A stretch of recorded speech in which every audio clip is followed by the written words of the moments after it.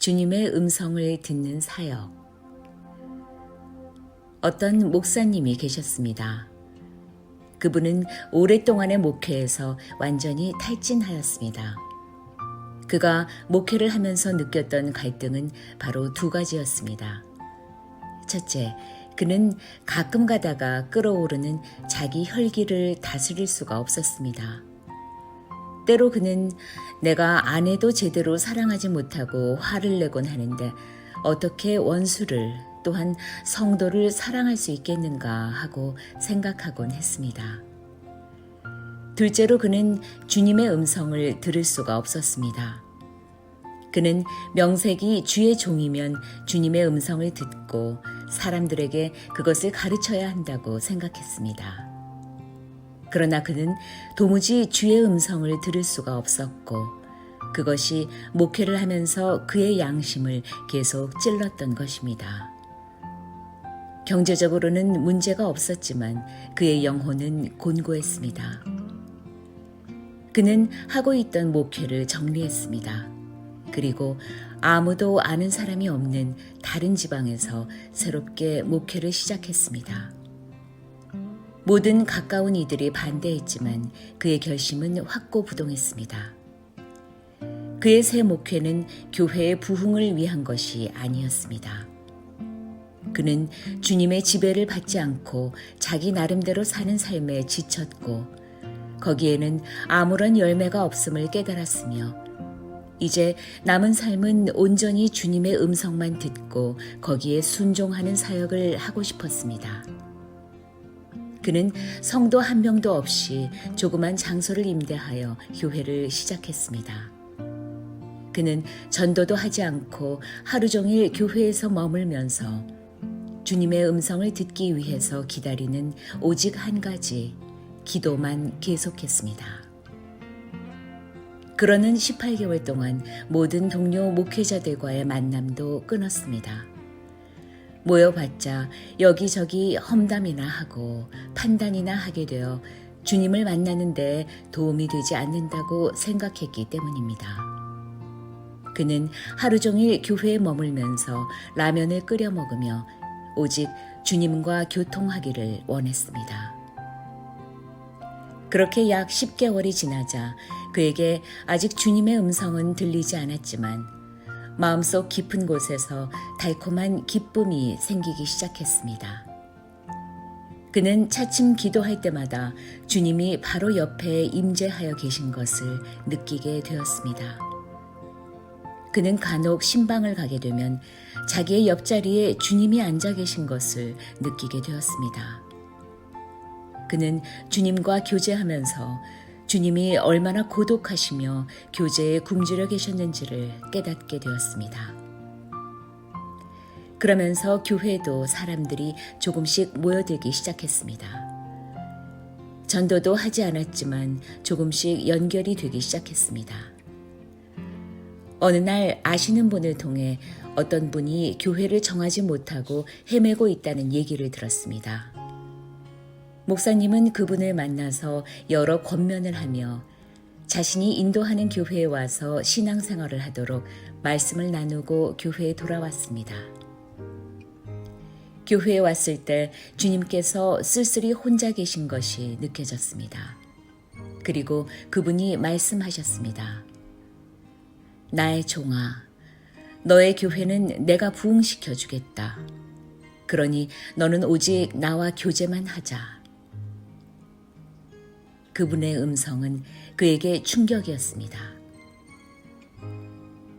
그러나 그 후부터 그는 주님의 구체적인 음성을 듣기 시작했습니다.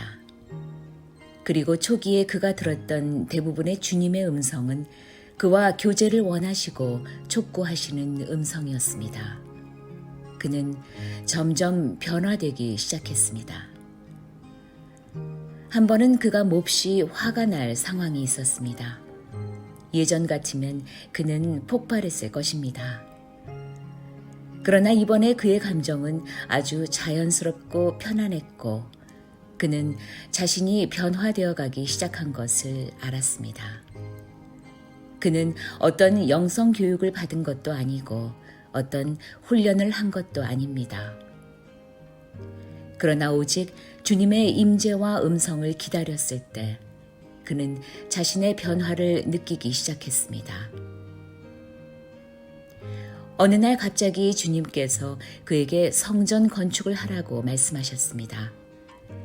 그전까지 그는 주님과의 교제에 푹 빠져 있었기 때문에 건축과 같은 외형의 확장에는 전혀 관심이 없었고 교회 재정이나 헌금에도 관심이 없었습니다.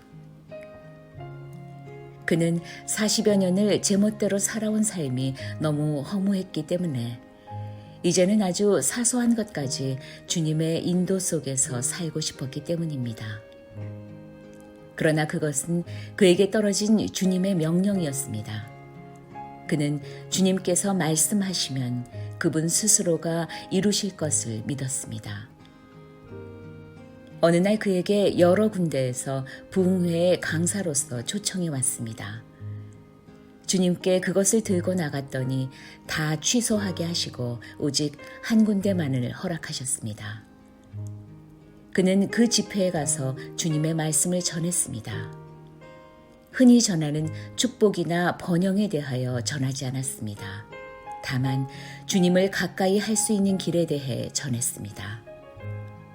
그리고 주님께서는 모든 사건들을 통해 오직 그의 백성들을 그의 품으로 이끄신다고 전했습니다. 어떤 어려운 일을 겪는 것, 예를 들어 강도를 만나고 얻어맞고 사고를 당하는 것까지도 주님께서 그분께로 가까이 이끄시는 방법이라고 전했습니다. 그날의 메시지를 들은 분 중에 아주 부자이면서 최근에 강도를 만나서 몹시 얻어맞고 몸을 다친 권사님이 있었습니다. 그 권사는 그 일로 인해 자기 믿음이 흔들리지는 않았지만 열심히 주를 섬기는데 내게 왜 이런 일이 생길까 생각하며 상심하고 있었습니다. 그날 밤 목사님의 메시지를 듣고 그 권사는 많이 울었습니다. 그것은 기쁨과 감사의 눈물이었습니다. 그녀는 마음속으로 생각하기를 정말 나의 영적인 스승을 만났구나. 저 목사님을 따라가면 살겠구나 하는 생각이 들었다고 합니다. 그녀는 서울 도심에 있는 큰 빌딩을 팔고 남편을 설득하여 목사님이 계신 지방으로 이사를 갔습니다. 그리고 얼마 후 목사님께 감사하다고 봉투를 내밀었습니다. 목사님은 놀라며 봉투를 열어보니 거기에 1억 원짜리 수표가 들어있었습니다.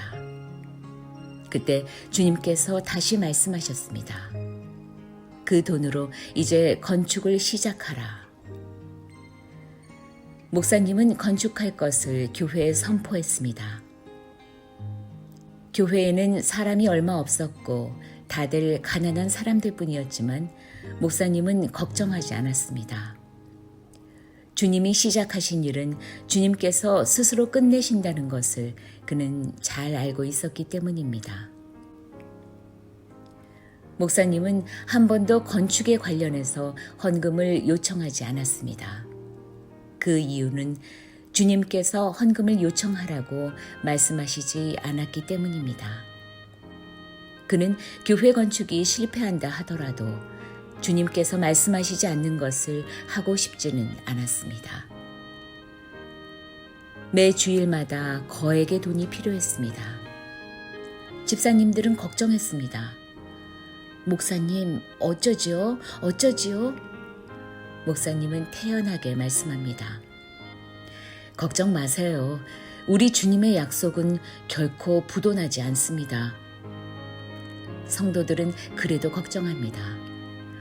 다른 교회에서는 교회 짓다가 부도나는 경우도 많던데요. 목사님은 웃으면서 말씀합니다. 주님은 제게 분명히 말씀하셨습니다. 사람에게 구하지 않고 오직 주님만 의뢰했지만 정확한 시간에 항상 물질은 희한한 방법으로 채워졌습니다. 결국 20억을 들인 공사는 한 번도 시공사와의 약속을 어기지 않고 완공되었습니다. 교회 개척 5년 만에 그는 약 600명 정도의 성도를 모시고 사역을 하게 되었습니다. 그는 건축에도 부흥에도 관심이 없었습니다. 부흥을 위하여 어떤 부흥회도 세미나도 집회도 하지 않았습니다. 어떤 테크닉도 전략도 구사하지 않았습니다. 그는 그냥 주님과의 교제를 추구했을 뿐입니다. 많은 사역자들이 어떻게 부흥되었냐고 물었으나 그는 그저 모른다. 주님이 사람을 보내주시고 부흥을 이루셨다는 대답으로 일관했습니다. 그는 솔로몬처럼 부와 영광을 구하지 않았습니다. 다만 그는 그의 사역을 감당하기 위하여 주님의 지혜를 구했을 뿐입니다. 그러나 주님은 그것을 기뻐하시고 그에게 다른 덤들을 얹어주셨습니다. 우리가 진정 주님 자신을 구하고 진정 주님의 뜻과 음성을 구한다면 그것은 우리에게 가장 큰 복이 될 것입니다. 오늘날 많은 부흥의 전략이 논의되고 있으나 진정한 부흥은 오직 주님으로부터 나오며 주님과의 교제에서 오는 것임을 이 이야기는 잘 보여줍니다. 오직 주님만이 모든 것의 근원이시며 부흥과 승리와 진정한 행복과 자유를 주실 수 있는 분이신 것입니다.